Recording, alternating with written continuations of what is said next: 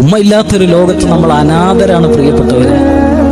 ചോദിച്ചു നോക്കണം ഉസ്താദുമാരോട്, നിങ്ങളോട് ചോദിച്ചു നോക്ക്, സ്വന്തം നഫ്സിനോട് ചോദിച്ചു നോക്ക്. ഒരു സമ്പത്തും ഒന്നുമില്ലെങ്കിലും ഉമ്മ കൂടെ ഉണ്ടായിരുന്ന കാലം എത്ര മനോഹരമായിരുന്നു, എത്ര സന്തോഷകരമായിരുന്നു. ഉമ്മ ഉണ്ടെങ്കിൽ എന്തിനാ പേടിക്കുന്നത്? എന്റെ ഫോണിലോട്ട് നോക്കിക്കഴിഞ്ഞാൽ ഈ വാളിന്റെ മജ്‌ലിസിലോട്ട് കടന്നു വരുന്നതിന് മുമ്പും അവസാനം ഞാൻ എൻ്റെ ഉമ്മാനെ ഒന്ന് വിളിക്കും.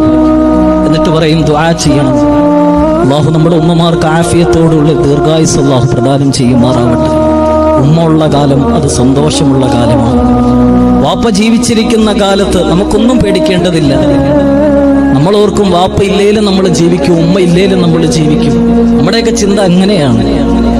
എന്തോ നമ്മൾ അഹങ്കാരമാണ് നമ്മുടെ മനസ്സിൻ്റെ അകത്ത്. കുറച്ച് 10, 20, 30 ലക്ഷം പോക്കറ്റിൽ ഇരിക്കുമ്പോൾ, ബാങ്കിൽ നിൽക്കുമ്പോൾ നമുക്കൊക്കെ ഒരു വിചാരമുണ്ട്, വാപ്പയും ഉമ്മയും ഇല്ലേലും നമ്മൾ ജീവിക്കുന്നു. ഒരിക്കലുമില്ല സഹോദരൻ, ഒരിക്കലും.